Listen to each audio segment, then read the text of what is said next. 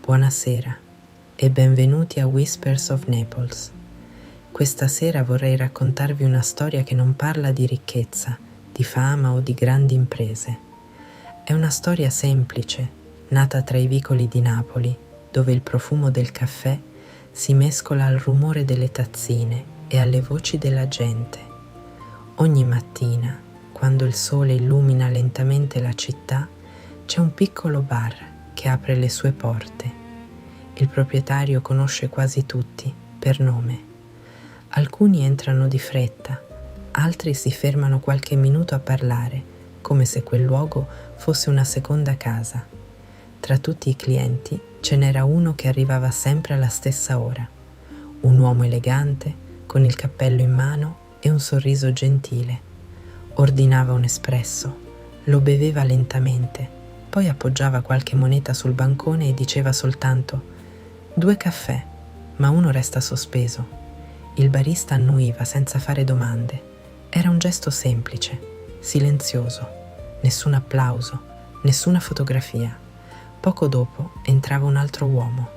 I vestiti raccontavano una vita difficile e gli occhi sembravano stanchi. Si avvicinava al bancone e quasi con timidezza chiedeva: «C'è un caffè sospeso?» Il barista sorrideva. «Sì, certo, è già pagato». L'uomo prendeva la tazzina tra le mani come se fosse molto più di un semplice caffè. Per qualcuno era soltanto un espresso. Per lui era un segno che non era invisibile. Questa tradizione è nata proprio a Napoli. Un gesto piccolo, capace però di cambiare la giornata di una persona. E forse la vera ricchezza non è avere di più. Forse è sapere condividere ciò che abbiamo, anche quando sembra poco. Quante volte pensiamo che servano grandi azioni per cambiare il mondo? E invece basta un sorriso, una parola gentile, una mano tesa o persino un semplice caffè.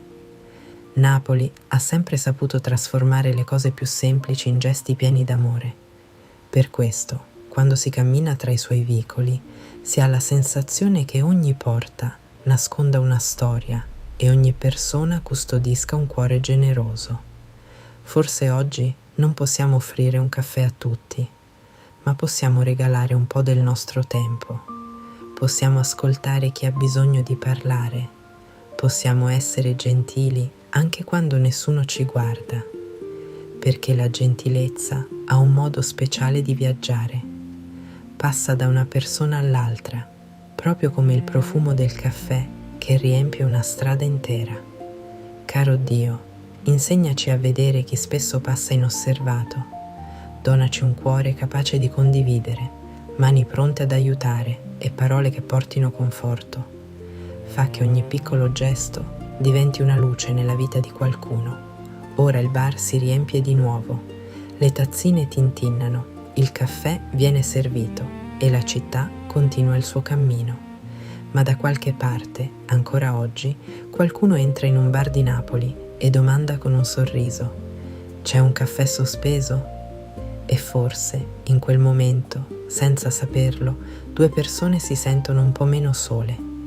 Grazie per aver condiviso con me questa storia. Vi auguro una notte piena di pace e ricordate, non esiste gesto troppo piccolo quando nasce dal cuore. Buonanotte, che Dio benedica Napoli e tutte le persone che scelgono la gentilezza.